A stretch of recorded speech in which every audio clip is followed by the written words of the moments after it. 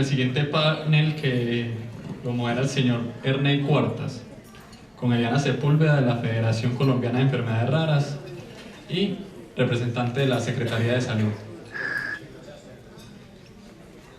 Pasamos al frente, por favor. Muy buenas tardes para todos. Dando continuidad en la agenda, vamos a hablar acerca del tema de acceso a los servicios de salud, específicamente a tratamientos farmacológicos en nuestro sistema de salud colombiano. Por eso, en el día de hoy nos acompaña la doctora Eliana, que es la directora ejecutiva de FECODER, que es la Federación Colombiana de Enfermedades Raras, y nos acompaña también la doctora Sandra Milena Bedoya, terapeuta respiratorio, especialista en gestión pública y auditora de la Secretaría de Salud, en donde todo colombiano y cualquier persona residente en nuestro país, en el territorio colombiano, tiene derecho a digamos, un conjunto de servicios que estén orientados a mejorar la calidad de vida de los pacientes. Por supuesto, estamos hablando de servicios, procedimientos, medicamentos y cualquier otra actividad que esté relacionada para el bienestar y la salud de cada uno de los pacientes. Por eso entonces, con este preámbulo, vamos a dirigir hacia los panelistas 4 preguntas que son digamos, de un impacto muy importante frente a la situación que tenemos actualmente en nuestro sistema de salud. Y para ello voy a formular la primera pregunta y daré paso a la doctora Sandra para que ella nos dé su respuesta con respecto a esta inquietud. ¿Cuál es la posición desde sus organizaciones frente al tema de techos? Entendiéndose que techos es el presupuesto máximo que pretende dar el gobierno para cubrir de manera integral los tratamientos de pacientes en términos generales, pero acá lo vamos a enfocar en pacientes con hipertensión arterial pulmonar. Bueno, muy buenas tardes para todos. En nombre de nuestra Secretaria de Salud, la doctora Diana Castañeda, les ofrezco disculpas por la no asistencia al evento, ya que en este momento fue decretada la calamidad pública en Pereira. Pues al parecer, como que con la lluvia de ahora tuvimos unos inconvenientes, no sé, de pronto las personas que viven acá se dieron cuenta de la tragedia hace unos meses de Portal de la Villa, y al parecer como que hubo algo allá. Entonces ella fue convocada de carácter urgente, y como todos sabemos, ella como secretaria de salud no puede delegar porque ella tiene voz y voto en dicho comité. Entonces pues estoy yo para tratar de resolver de pronto algunas inquietudes que ustedes tengan. Yo soy auditora de las IPS y de las EPS del municipio de Pereira en cuanto a todo lo relacionado con EPOC, cáncer de pulmón y riesgos del consumo de tabaco. Realmente, como ustedes saben, la hipertensión pulmonar pues es una enfermedad que está catalogada dentro de las enfermedades huérfanas, y no hay como unos lineamientos específicos desde el ministerio, digamos una ruta de atención, como ya hay ruta para hipertensión, ruta para la ruta cardiovascular o la misma ruta de POC, pero para hipertensión pulmonar en este momento pues no se cuenta con una ruta establecida. Nosotros desde la Secretaría de Salud como ente de control lo que hacemos es hacer un seguimiento a las IPS y EPS de mi municipio en cuanto al cumplimiento de toda la normatividad vigente, y desde el primer nivel de atención llevar todos los programas de promoción de salud y prevención de la enfermedad, para que no lleguemos de pronto más adelante a tener este tipo de enfermedades. Hemos tocado el tema de hipertensión arterial, y pues desde la dimensión de vida saludable y condiciones no transmisibles, le hemos planteado al alcalde electo tener como en cuenta, mirar cómo podemos hacer más seguimiento y más presión frente al asegurador para garantizarles a ustedes que los tratamientos y los medicamentos sean de manera oportuna y de manera eficaz. ¿Cómo lo podemos hacer? Nosotros en la Secretaría de Salud de Pereira tenemos pues como digamos una atención al usuario, donde ustedes se pueden dirigir con cualquier inquietud para nosotros, es como una especie de PQR para nosotros hacerle el seguimiento al prestador. El tema con Medimás acá en Pereira pues es bastante complejo. De hecho, esta mañana la Secretaría de Salud tuvo una reunión con Medimás porque estamos tratando de mirar cómo vamos a suplir pues esto de las enfermedades de alto costo, como es la hipertensión pulmonar. Pero vuelvo y les repito, dentro de la Secretaría de Salud y sus competencias, pues es muy difícil nosotros tratar de decir que la Secretaría va a correr con los gastos de dichos tratamientos, porque no es la competencia de la Secretaría de Salud Municipal desde el primer nivel de atención. Lo que nosotros haríamos allí es garantizar que se cumpla la norma y que el prestador brinde los tratamientos y los procedimientos que requieran ustedes. Gracias, doctora. Entonces, de pronto, para concluir un poco, ustedes no tendrían mucho relacionamiento y énfasis en el tema presupuestario que se asigna o que se pretende asignar sobre techos. Sin embargo, la obligación de ustedes como organismo es asegurar que estos prestadores sí aseguren una condición óptima del uso de los recursos y de la prestación de los servicios. Sobre ese parámetro, si un asegurador, para los amigos del tema, manifiesta que no puede prestar su servicio porque no cuenta con los recursos suficientes, ¿cuál sería entonces la posición de la Secretaría de Salud? Bueno, pues infortunadamente lo que voy a decir pues les va a sonar a paisaje, pero el único medio que tenemos en este momento es la tutela y pues no hay otra manera. No. Es que inclusive con Medimás tenemos el inconveniente que ya ni las tutelas ni los desacatos, hemos tratado ese tema con personería, con el alcalde, con la Supersalud y no ha habido forma de que ellos acaten pues ese requerimiento. Pero en la mayoría de las otras IPS sí prestan, pues hacen caso a las exigencias de la Secretaría en cuanto a la atención y garantizar el tratamiento a los pacientes. Doctora, muchas gracias. Entonces, para la doctora Eliana, la misma pregunta: ¿cuál es la posición de FECODER frente al tema de techos? Bueno, buenas tardes para todos. Gracias por invitarme a compartir un poquito con ustedes de lo que hemos estado trabajando. Es claro para todos que las enfermedades raras representan o tenemos unas barreras bastante importantes para trabajar en términos de cobertura y de acceso a medicamentos también. Con el tema de techos presupuestales es un tema bastante largo y amplio para trabajar. Es algo que nos tiene muy preocupados en el ámbito del presupuesto.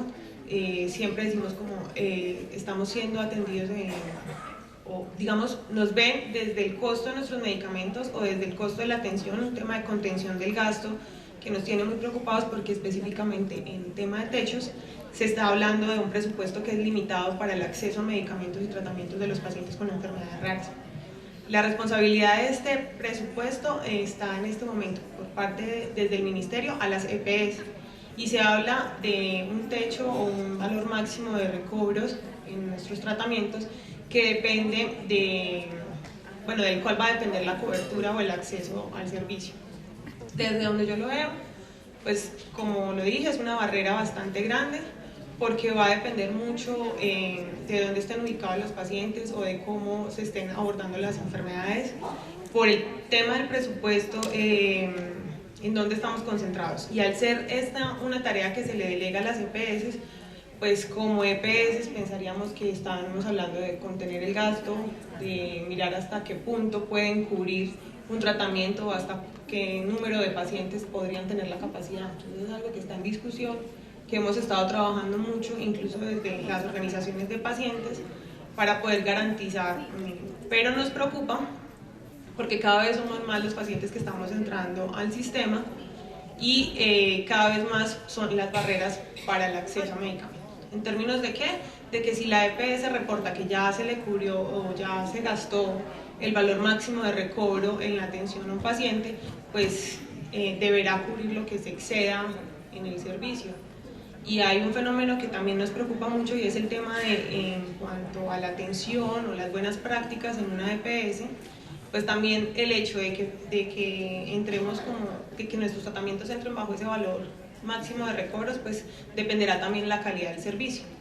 Para hacer un ejemplo es decir una EPS que esté prestando un buen servicio a una cantidad de pacientes, pues con todo lo que ha estado pasando en nuestro sistema, lo que se ve es que los pacientes están migrando, por ejemplo, a la mejor EPS que esté brindando el servicio.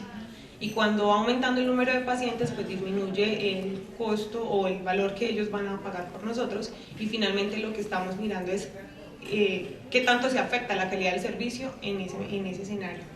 Entonces, con el tema de techos estamos hablando de que no se puede hablar de una cobertura en salud específica, que hay que mirar muy bien cómo va a quedar el tema de los medicamentos que nos cubre el PBS, en ese caso de las enfermedades huérfanas como tal en general, y que el incentivo que se está trabajando desde este tema hacia las EPS es de contención del gasto. Entonces vamos a tener un poco el problema de hasta qué punto sí o no las EPS van a querer trabajar con enfermedades raras o van a querer recibir a nuestros pacientes.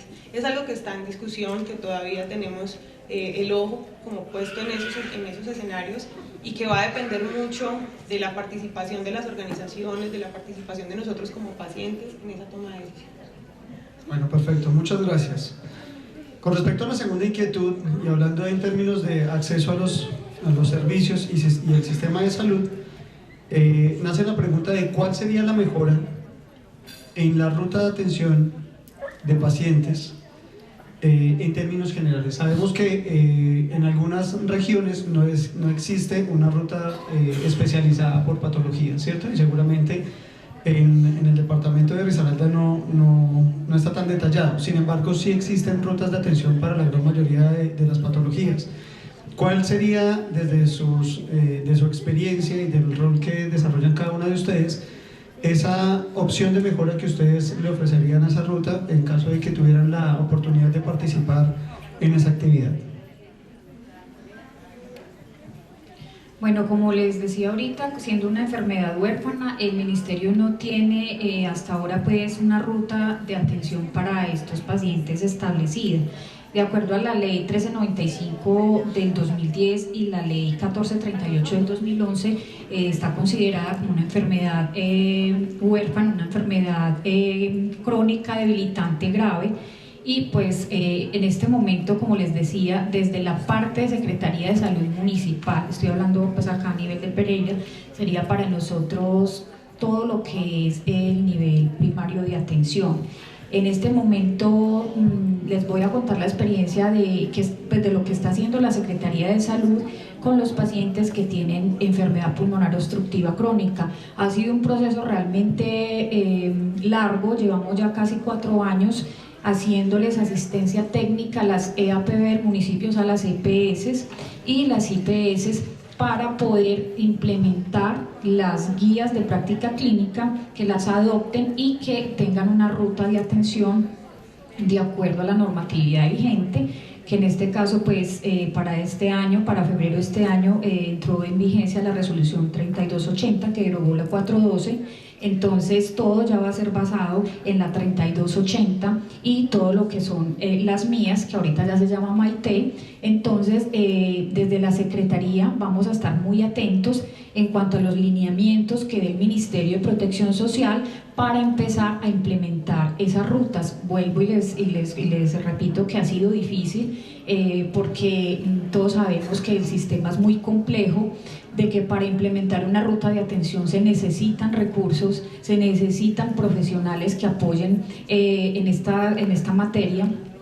Digamos, en EPOC tiene que haber presencia de neumólogo, de nutricionista, de psicólogo, y a partir de este año, hace más o menos como 2 meses, la Secretaría de Salud Municipal contrató un neumólogo, al doctor Pacheco, que nos está apoyando en toda la parte de EPOC, consumo de tabaco y cáncer de pulmón, y esperamos para el otro año contar también con la presencia del doctor Pacheco y ojalá pues otro neumólogo que nos pueda ayudar en esa parte, y esperar los lineamientos que dé la Secretaría, el Ministerio para implementar la ruta si ellos lo disponen así. Bueno, muchas gracias, doctora. Quiero decirle que también tenemos un neurólogo interesado en participar en ese proyecto, ¿cierto? Doctora Eliana, por favor, su respuesta. Bueno, puedo responder a términos generales, de que el ideal que hemos estado trabajando desde las organizaciones de pacientes con el ministerio es que existan los protocolos adecuados de atención para todas las enfermedades raras en general. Algunos han avanzado, otros no tanto, pero el ideal es que exista un grupo interdisciplinario, tanto médico como hospitalario, que pueda generar y aumentar pues, como mayor cobertura, mayor atención a los pacientes. Sin embargo, todavía se requiere mayor educación, se requiere de estar más empoderados para poder encontrar esos, como hemos hablado, centros de referencia o esas rutas adecuadas de atención, que también se dan en la medida en que se va aumentando la sensibilización, el conocimiento de las enfermedades, el interés por investigar con algunos grupos de investigación.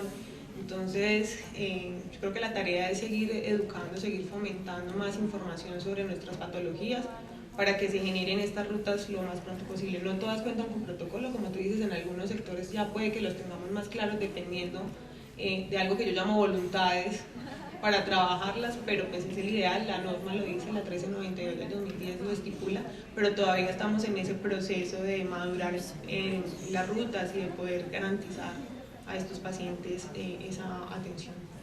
Bueno, teniendo en cuenta sus dos respuestas en atención primaria en salud, que sería la mejora, y por supuesto en el tema de la implementación como tal de la norma, viene la tercera pregunta que está relacionada precisamente con eso, y es ¿cuál es el panorama de los centros de referencia en Colombia sobre la atención en salud, principalmente en enfermedades raras o en pacientes con hipertensión arterial pulmonar? Cabe mencionar que estos centros de referencia deben ser lugares habilitados por las Secretarías de Salud, por supuesto por el Ministerio, que cuenten con unas especificidades importantes a la hora de generar diagnósticos oportunos y tratamientos integrales en pacientes con esta condición. Doctora. Bueno, como les decía en la pregunta anterior, como es una enfermedad, digamos que de difícil diagnóstico, a pesar pues de que ya hay mucho pues al respecto, y no hay un lineamiento específico del ministerio para poder, digamos, habilitar estos centros, tendríamos que esperar los lineamientos del ministerio y obviamente el acompañamiento de la Secretaría sería a través de una asistencia técnica a estas IPS y APVs del municipio para que se cumpla todo lo que se establezca en una ruta de atención y que se le dé el tratamiento y se les garantice el tratamiento, digamos, completo a los pacientes y que la Secretaría sea como un garante en que se cumpla esa normatividad.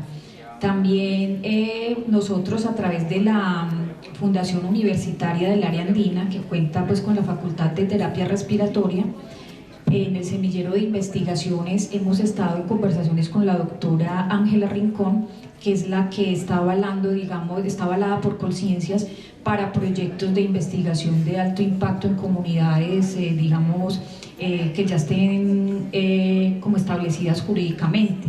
Y ellos realizan toda la parte investigativa y reciben la aprobación de Colciencias y unos recursos para este tipo de investigaciones que me parecería muy importante tener en cuenta a estos pacientes con hipertensión, o sea, apoyarnos tanto en la Secretaría de Salud como ente pues digamos regulador y de vigilancia y control, y la academia como la universidad y Colciencias. Entonces yo pienso que estamos a la espera de que reglamenten las rutas y las instrucciones del ministerio, y sí la Secretaría está dispuesta a disponer de personal idóneo para hacer el acompañamiento a las IPS y APVs para brindarle la atención a estos usuarios. Doctora, muchas gracias. Eliana, tu respuesta. Bueno, lo que hemos estado trabajando con el tema de centros de referencia es que tenemos muy claro desde la perspectiva de los pacientes que son una gran alternativa para optimizar el recurso de los medicamentos, y hemos tratado de que eso digamos que los centros sean cada vez más. Entendemos que hay unos centros de referencia ya establecidos, eso depende de algo que podemos decir voluntades nuevamente a realizar estos centros. Hay una normatividad en la cual se ha avanzado, pero no obliga, no es obligante a que se creen esos centros de referencia, entonces siempre vamos a hablar de que exista la voluntad, de que exista la investigación y que se concentre. Para los pacientes es supremamente valioso que exista un centro de referencia, porque vamos a tener un centro donde se concentra toda la información pertinente para los tratamientos. Entonces yo creo que lo que hemos estado trabajando con el Ministerio precisamente es la importancia que tiene para esa contención del gasto que les decía anteriormente, que se pueda optimizar el recurso de los medicamentos a través de esos centros de especialistas. Por ejemplo, es el lugar donde podemos, incluso los pacientes, estar informados sobre el adecuado uso de nuestros tratamientos, cuál es el pertinente, dónde se están realizando a través de los semilleros de investigación o las buenas prácticas, todo lo que tenga que ver con las enfermedades, en este caso por ejemplo hipertensión pulmonar, para poder estar informados, para optimizar los recursos y para que los pacientes tengan mayor orientación. De estos centros de referencia también dependerá mucho la información con la que el paciente va a su casa y puede hacerse, diría yo, corresponsable de su condición y poder trabajar de manera colaborativa con quien sabe sobre la enfermedad. Y asimismo poder ese centro de referencia suministrar la información que de pronto los tomadores de decisiones necesitan para tomar en cuenta nuestras patologías. Entonces también es un tema que hemos estado trabajando, también es un tema en el cual hace falta muchísimo más trabajo, pero que se ha adelantado, que se ha avanzado y que algunas enfermedades cuentan afortunadamente con ese recurso. Bueno, muchas gracias, doctora. Yo quiero aclarar que soy solamente el modelador de este panel, pero yo quisiera aprovechar un poco con la información que ustedes han dado y es, digamos, invitar de alguna manera a los pacientes. Las dos personas que están acá conmigo de panelistas hablan de la implementación de la norma y por supuesto del apoyo técnico que ofrece la Secretaría de Salud a las IPS para que se puedan generar ellos como un centro de referencia. Sin embargo, y como lo menciona la doctora Liana, se trata de un tema de voluntades, es decir, que esa institución, que esos médicos tratantes quieran convertir sus clínicas en centros de referencia. Y pienso que nosotros somos esa voz, ese apoyo que muchas veces necesita el médico para tomar una decisión. Empecemos nosotros a tener un mayor acercamiento con los médicos, hablemosles de la importancia de los centros de referencia.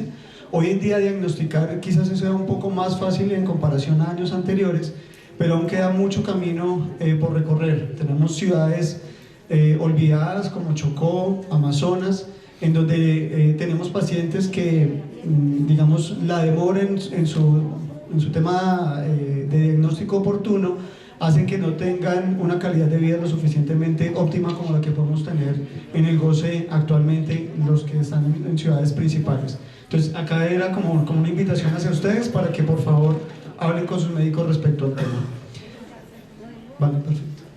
Y voy con la última pregunta y es con respecto al sistema de salud y es esto que hemos venido hablando ya para un tema poder concluir de alguna manera este panel y es ¿cómo asegurar el disfrute o el goce máximo del derecho a la salud en los pacientes con hipertensión arterial pulmonar en Colombia? ¿Cómo asegurar el disfrute o goce máximo del derecho a la salud de los pacientes con hipertensión arterial pulmonar? Recordemos que es un derecho de los pacientes. Bueno, sí, teniendo en cuenta que es un derecho y está avalado pues, por la Constitución, yo pienso que lo más importante es que la Secretaría de Salud, como les decía, esté pendiente y ya en todo lo que tenga que ver con el tratamiento de los pacientes con hipertensión. Yo pienso que ustedes dieron un paso muy grande, pues ya de estar identificados, de estar agrupados.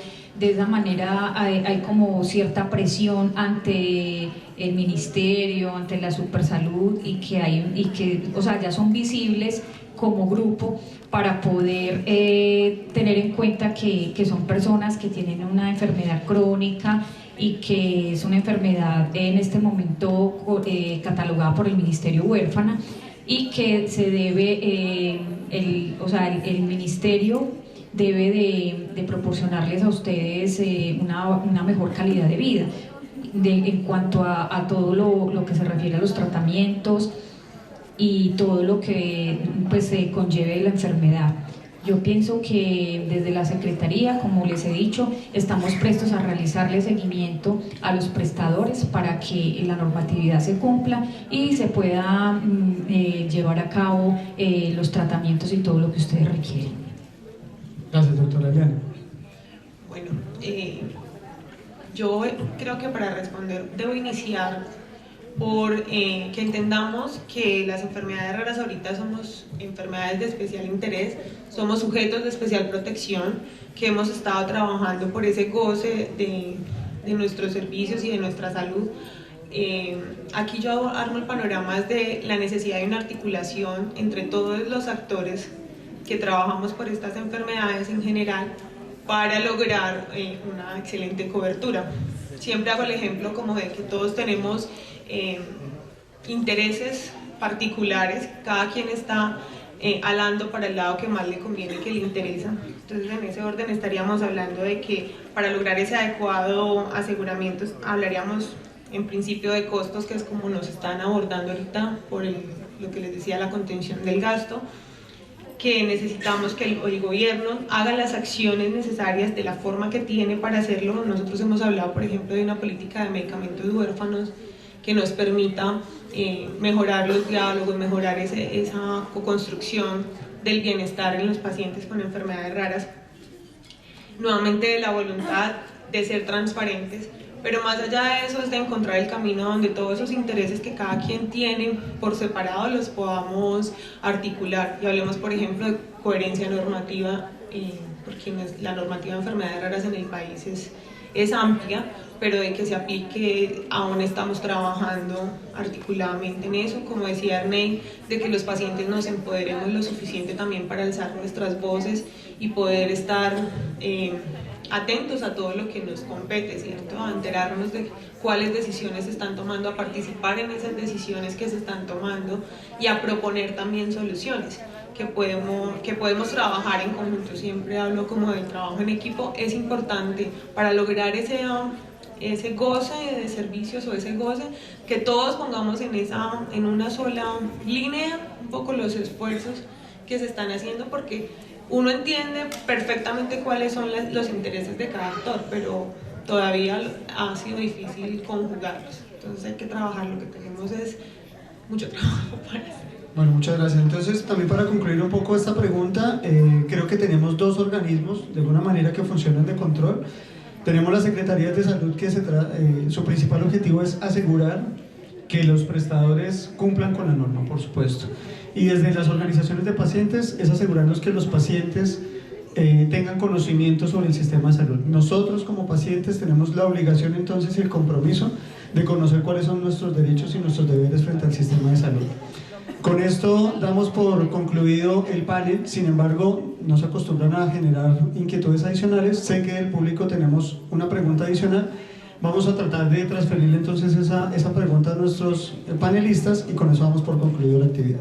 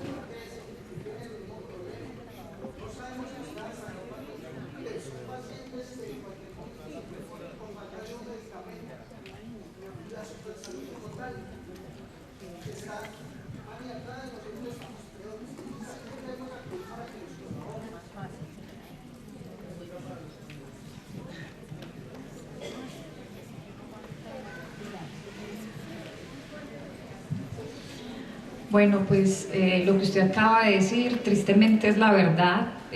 Como les comentaba, esta mañana la secretaria estuvo reunida con Medimás.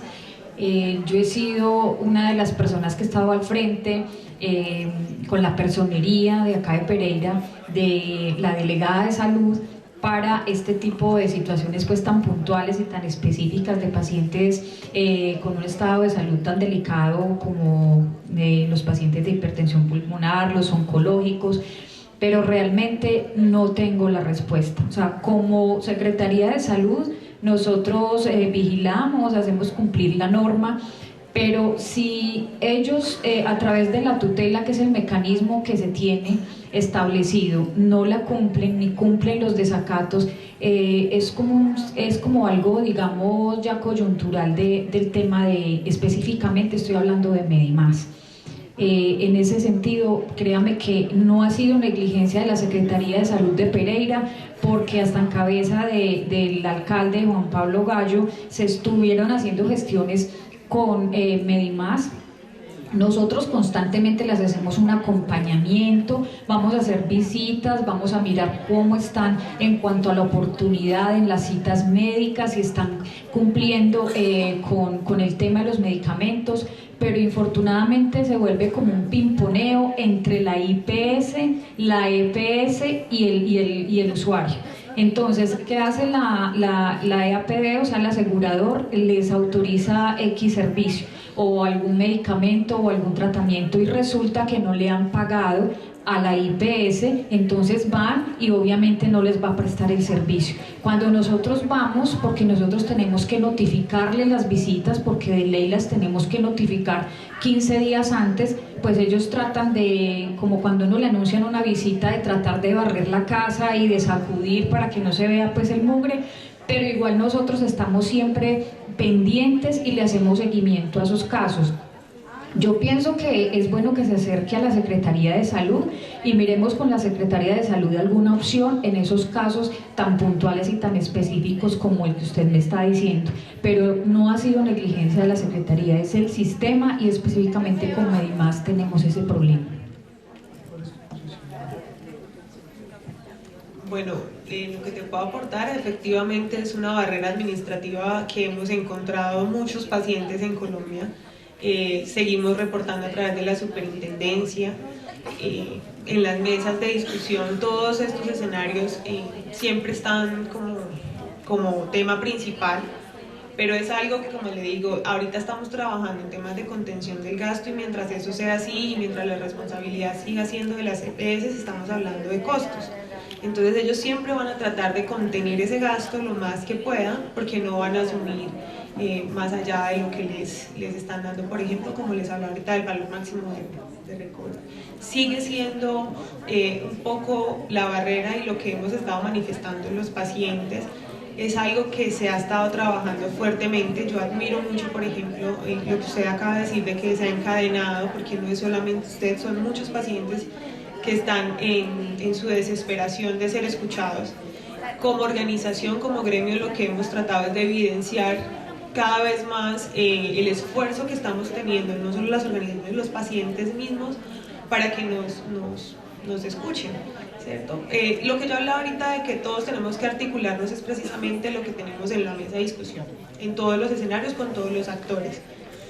Seguramente el proceso va a demorarse más, lo que sugiere la SUPER es que sigamos reportando los casos, que a medida que los sigamos reportando, pues vamos a tener evidencia, porque hay muchas, digamos, dificultades que tiene el sistema, empezando por ejemplo en que somos muchísimos pacientes y todavía no estamos ubicados geográficamente, entonces hablamos de subregistros y eso vulnera las acciones, más cuando los entes territoriales son los que tienen que abordar estos casos.